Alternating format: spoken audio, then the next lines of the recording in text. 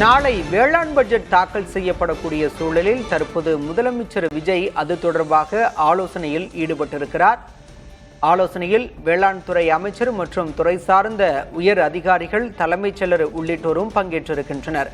நெல் மற்றும் கரும்பு ஆதார விலையை உயர்த்துவது தொடர்பாக அதிகாரிகளிடம் முதல்வர் விஜய் ஆலோசனையில் ஈடுபட்டிருக்கிறார்.